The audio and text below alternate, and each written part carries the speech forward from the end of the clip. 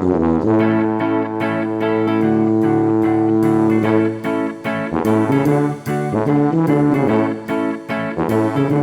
everyone, and welcome to the Double Stuff Podcast, where we're double the host, double the topics, and double the fun. I'm Charity. I'm Alan! Wow. I'm Dan? Feeling powerful. I'm Sarah, and I'm not constipated. I was going to say, that was a very constipated sounding Alan. Oh, man. I got the power. Yeah. I have the power. I was showing you my inner He-Man. I'm sure. I think By the visually power it of Grayskull. it shows how much I didn't grow up watching Saturday morning cartoons. Okay, All right. So we're going to start us off with our double the host. I'm mixing up the letters in the hat now, or the letters, whatever these are called. The topics in the hat. Thank you. And I'm going to pick our first topic, which is pet peeves. And this comes from episode 68 entitled, I Can't Stand Ceramics. Who can't stand ceramics? You can't stand ceramics. It was me? I don't know. We'll have to listen and find out.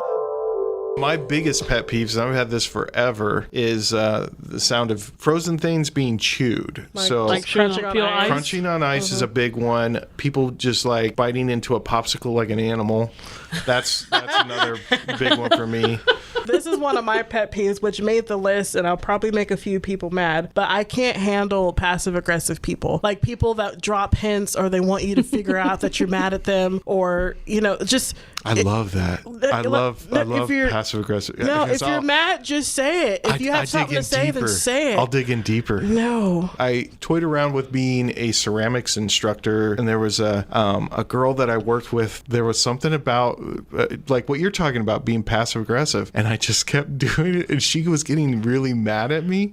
You're like playing a game with her. I did, and so I was like, I'm going to ask her out. That'll really put her off the top. And she said yes, and we did. And I was like, this isn't working at all. This isn't how it turned out. This isn't how you met Mac, is it? No, this is another college. That would have been funny. And then we've been married for Yeah, we're married. We got kids. It was all because of that ice cream. And it's like, you know what? I can't stand ceramics. So that was a nice little flashback to all of our pet peeves. Yes. But I want to start with Dan, because that was one episode that he missed. So Dan, tell me about your pet peeves. Gosh, there's so many to choose from because I just hate everything. I'll tell you what my biggest pet peeve is, especially because it came up recently, is the idea that the left-hand lane on any kind of a highway is the speeding lane. I hate that. I absolutely can't stand it. You don't get a special lane to break the law. Yeah. I feel like because there was a thing that was set up and it was like it was 3 lanes, right? And it was like 60 miles an hour, 65, and 70. Now, obviously, this wasn't a Kansas Turnpike, but that was the gist of the idea, right? It was supposed to be Kellogg, I think, is what the sign was for it. And I was like, no. The right lane is the merging lane and the exit lane. The middle lane is if you're going at or just under the speed limit, and the left lane is if you need to pass somebody who's going less than the speed limit, or the service in the middle lane, or the service lane for like emergency vehicles.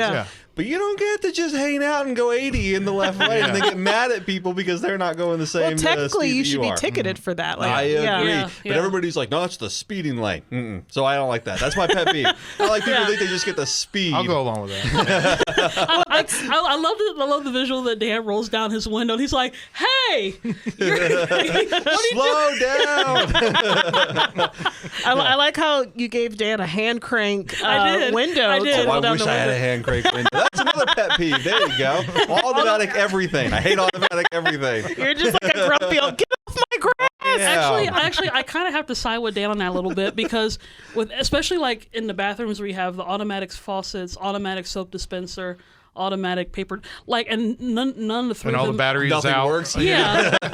Or you put your hand under the faucet, it doesn't come out, and then we move your hand, the water comes out, and then you put it back in, and you put the soap in, soap falls on. I'm like, why? No, why the does it bathroom work? I was in yesterday, there was a little puddle of soap on the floor because when you move your hand, if it's still there's just little orange blop on the floor underneath the soap. That's the only clean part in the bathroom is where all the soap is on the floor. That's where all the soap is. That's where all the money's going. We wasted on soap. I just wait. When I go in there, instead of waving my hand or anything, I just scoop up the soap. It's soap, right? It cleans. I've done that. Do you remember Gross. one of the Tommy Smitherd appliances or whatever? Yes. They came up with the hand or the touchless soap dispenser that didn't sell, and I called it when it first came out. I was like, that's so dumb. You're basically touching something that is meant to you're not supposed to touch. Right? Yeah. Well, it wouldn't matter anyway because You're about to wash your hands. You're gonna wash your hands. Yep. So it doesn't matter. Yeah. The logic just goes out the window with I that. do like though that they came up with a workaround for like that exact thing that you're talking about, where you have like the handle for the faucet, right? Yes. And then they have like instructions where it's like, okay, you wash your hands, right? And then you get a separate paper towel, fold it up, and then turn the faucet off with the paper towel, so you don't soil your hands. But you just soil that faucet with the dirty paper towel that you just wiped your hands on. And it's gonna be dirty anyway once you open the door with the bathroom With the door. bathroom, So I'm yep. like, There's no getting away with it. No. so that's why I try to Ridiculous. use like the shirt tail to open up the faucet, open up the door, so I can be able to go out. You know, Our little sister has perfected opening the door with her foot. Like she'll do this weird acrobatic move where her foot is like level with her head, and she'll like kind of kick, turn, grab the door with her foot, yank it open just enough to Is like. this before the little cleats Little that foot were cleat? at the bottom of doors now? Yeah, because I've been done it doing it too. for a while. Yeah. I think we've all been doing it for it's a all while. fun. Roundhouse It's all kick. fun and games until an old lady comes in. And then you got your foot in her face. Does anybody else The only way you can follow it up was Cobra Kai.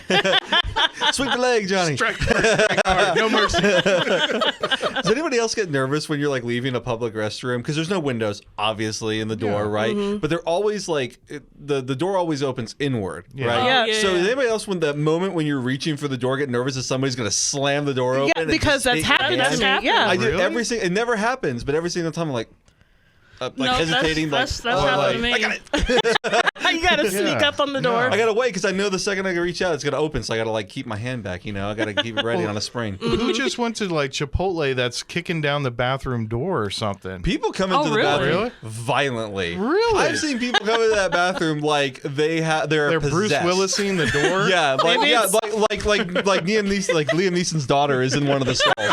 They bust in there like you read about. Maybe Oh it's my maybe gosh. it's diarrhea. I don't know. They're like, we need to go now.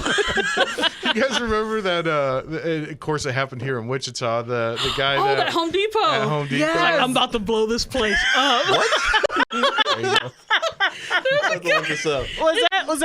Was that when you were gone in Florida? Maybe. Yeah, I think it did happen around 2019, 2020. It had to have been 2020 or something. I had was during just moved lockdown. here. Yeah, Okay. it was a Home Depot. It made it on national news, and people thought that it was a bomb scare at Home Depot. And it's because a guy came in. He was like, "Everybody get out! I'm about to blow this place up." And everyone thought he meant a bomb, and not the other way around. I feel like a real bomber would look at that news report and be like, a real bomber would never say that. I'm gonna blow this place Giving up. away the game. Oh, but yeah. So Wichita was another punchline for at least a good month. Way to go, Wichita. Good job Oh, man. for getting yourself in the news. That was a funny thing, though. Okay, so real quick, back to the pet peeves before, Pet peeves. before we switch to a different topic. Okay, so has our pet peeves changed from episode 68? Probably. No, I still No? I still hate it when people are in the bathrooms with their phone on speaker. I still hate it when people chew with their mouth open and talk with their mouth full of food. I still hate it when people leave shopping carts in the middle of the street. We got a lot of bathroom techniques apparently. Who's on their phone on this? Who's on their phone in the public restroom, let alone on speaker? Oh, it happens all the Happens time. all the time. And I don't know what happens in the guy's bathroom, but it happens in the girl's bathroom all the time. You're Guy- not the president. that- You don't need to be on your phone all the time. I'll tell you what happens in the guy's bathroom. There's etiquette, and you don't talk to anybody. It's dead silent. It's dead silent in a Absolutely. men's room. Always. No, girls talk too much. Girls have the bathroom as like a place of refuge. Like we make friends in Oh there. my God. There's not even You know? eye contact in the men's bathroom, let alone talking. I No. wouldn't. Well, considering what you do, I wouldn't have eye contact It's either. like you No, but it's just. But a lot of times and it's always like the lady talking loud, and then the woman on the speaker is talking loud, and they be talking about personal stuff. Like, I really shouldn't be hearing about your family problems. But then they You get know. mad when you listen in. I'm like, I can't help it. You got your speakerphone on full blast. Yeah. And it happens a lot, a whole lot. But yeah, that's just something. And then of course I ended the episode giving my rants about theater and church etiquette. So, but you can listen to that one, so that way I'll have to go on that tirade. But well, I still find passive aggressive people frustrating. So that hasn't changed since episode 68. So I guess we are all in our rut, and we are happy about it. There you go. Yeah, I guess that about sums it up. Okay, I got one more because you mentioned the theater thing, right? Oh, okay, go for it. So this happened to me very recently. I went to watch a movie. It was Knock at the Cabin. It was opening night. So I never go to movies opening night. I stopped doing it a long time ago, even opening weekend. Well, there's a lot of people. Too many people, and people don't know how to behave in the movie theater. But I tried this one. So I went to the theater. I bought my ticket early. I had sat in my normal sort of like, fourth, fifth row back, right in the center and everything like that. And I get in there, and there was maybe 10 people total in this theater, right? wow. And it wasn't one of the huge theaters, but it wasn't like a small one either. Yeah. So there was 2 people directly in front of me, 1 person at the end of the row, and a group of 4 like 3 rows back behind me. Okay, not a lot of people, right? So like maybe 10. In the theaters now, you have to go and actually choose your seats. When you go in there, you have to tap the button to like choose them, right? Yeah. So I'm sitting there, the movie's getting ready to start. They're doing all the 20 minutes of commercials and trailers and stuff like that. And 2 older people come in. They sit right next to me, the seat next to me, and I'm just like, "What are you doing?" And then they start talking. Yes, then they proceed to start talking to each other. And I got up and I went to another row because nobody else was coming. I mean, it was an empty theater, but I was like, "Why would you pick a seat directly next to They a didn't understand stranger?" how it worked. Here's the thing: they probably didn't. They probably picked exactly the seat. And that was their seats. It probably. absolutely drives me insane, though. That's similar. Me and Trudy went to go. Orpheum Theater plays classic films. We went to go see Bullet, Steve McQueen movie. And this was a full theater, like even people were in the balcony. Yeah. So there was these people on the right side of us. They were talking as if they were watching it at home, and they're like, "That's that guy." One guy. What's his name? Hey, can you pass the popcorn this way? I'm like, maybe people are just out of practice of going to films. Maybe from lockdown. Maybe people are still. Yeah, but seriously, don't be that stupid. I don't know. Yeah, of course, people are just like, shh, turning around and getting. They're looking. Is she still alive? Oh my Is that actress still? I'm like, oh my. See, I do this when I'm at home, but not in a theater. Yeah, There's gotta theater be, etiquette is just, theater etiquette is different than being at home. But they did that at least the last like 30 minutes. These are full grown adults. Like they're like our parents' age, old enough to know better. Yeah, and I'm like, why are we having a full blown conversation in a theater? Goodness. Yeah. So it just shows that before we turn this into a second episode. Oh yeah, absolutely. Let's go ahead. Let's get the double the topic going on. Let's get our double the host. So Dan, you are now the host. What's your topic? It is weddings. Oh, lovely. Something some of us know very much about. Yeah. Actually, that's a funny thing because it's like if you're married, right? Everybody's like, everybody's like, you just assume like, oh, you know a lot about. I've had one wedding. That's all I know about is one wedding. Like details. That's one more than me. That's one more than me. So this actually comes from episode number 62. Every shopping cart that you hit. Yes. Yeah. Well, of course you. Yeah. So let's take a listen back at what we thought about weddings at that point.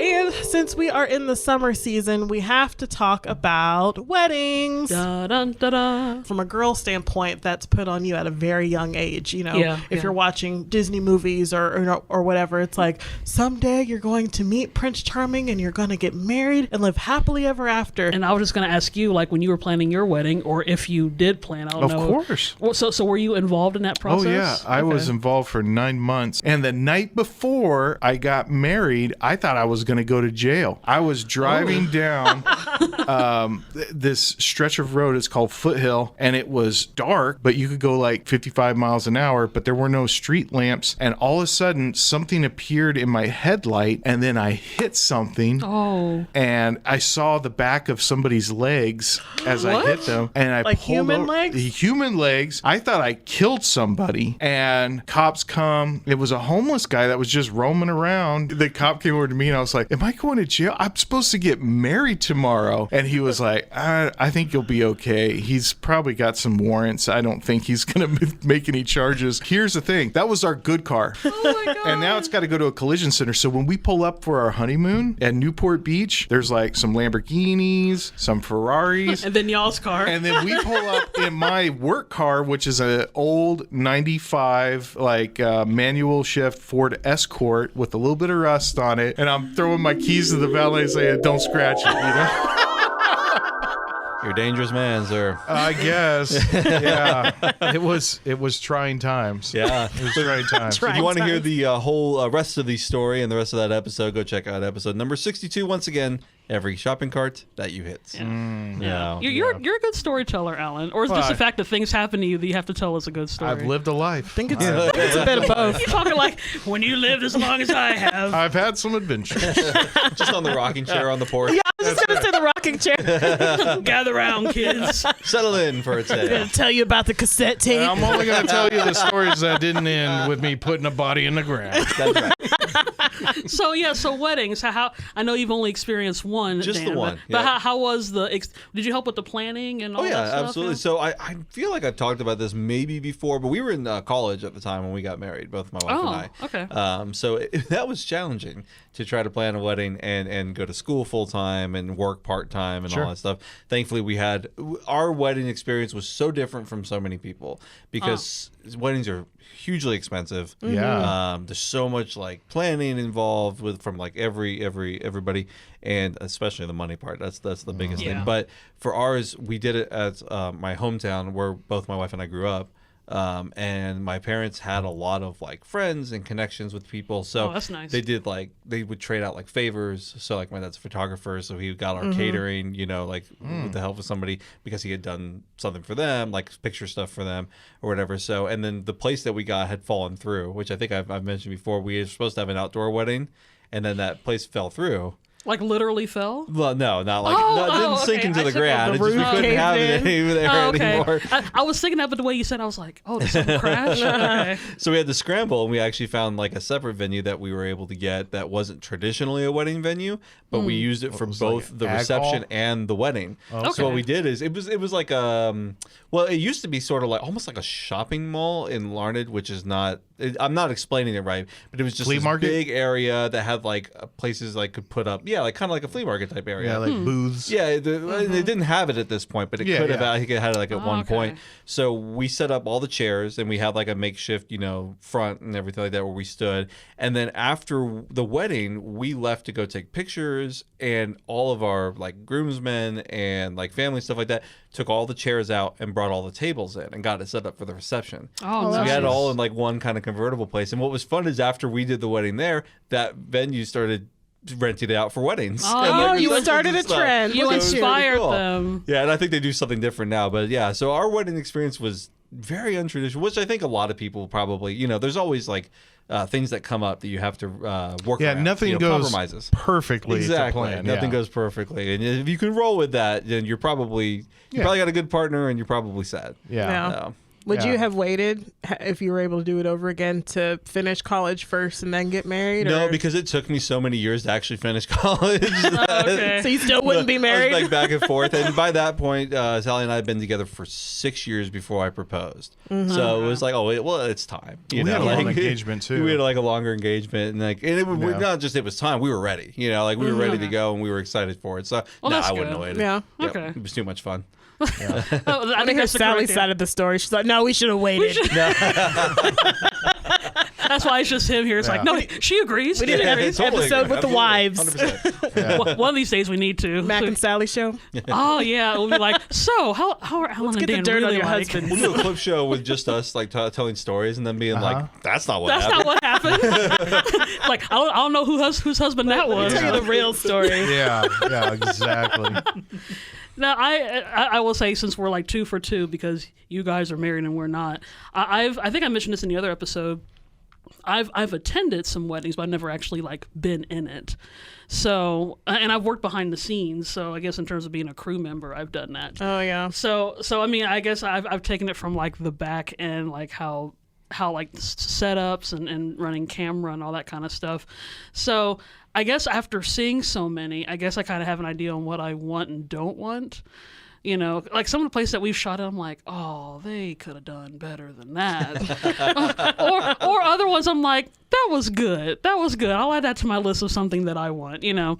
But right now, I think release live doves into the air. Well, you got to catch the Watch doves them first. poop on Right? No, you can order butterflies. You can order birds. Have you seen those fails where they do the butterflies and then they take them all out and they're all dead because they just where they release them, and I guess you probably have to store them special. Well, right? they have them. You have to order them because butterflies kind of have like a short lifespan ish. So obviously. You ever heard of a shelf life of a butterfly? The Best Buy day has gone by. They show up as caterpillars. You gotta wait. You gotta wait. You get pre-adolescent butterflies. I didn't order caterpillars. Just wait. It's like buying green avocados. this is a moth. Actually, I kind of like that. I was like, in case the person gets cold feet, it's like, well, they're still maturing. Right. So if you get married real quick, they'll be done in time. They do plan like the wedding date around the butterflies. So like they can. I don't know how. I would assume that they order them in. Yeah, and so. But I love the idea of taking handfuls of cocoons and just like rice. Like rice. No, but I've seen some weddings where the butterfly is in like a little box, and then when the bride walks away, they open the box and the butterfly comes out. But you can't like keep them smothered; like they have to be. That's sweet. Yeah, it's expensive and stupid. Sorry if you have butterflies at your wedding. You gotta worry about country weddings where everybody's shooting off guns in celebration and let the pigeons go. No, we said clay pigeon. Well, it shows how much we know about matrimony. Well, I know nothing about marriage either, but I've at least done seen enough people. weddings. I've seen people. I've seen married people. Married couples. Look, you've seen movies, you've been to weddings, you know all you need I to know. watch Hallmark. I know all about weddings right. and marriage. Yeah, as soon as we run out the church, the credit rolls and everything's good. So That's exactly right. all his produced by, and then we're all set. You're set to go. Well, every wedding has a nice little happily ever after. So let's have a happily ever after for this episode. There you Yay. go.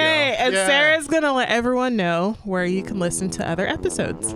Yeah, so you can binge listen to all of our shows. It's all on doublestuffpod.com, as well as our YouTube channel at Double Stuff Podcast. You can check us out on Facebook and Instagram at Double Stuff Podcast, and of course on Twitter at Double Stuff P, and that's the letter P. Many happy returns, everybody. Dum, dum, da, da. That's what you say for birthdays. No, you say happy returns for weddings too. Do you? I've never heard.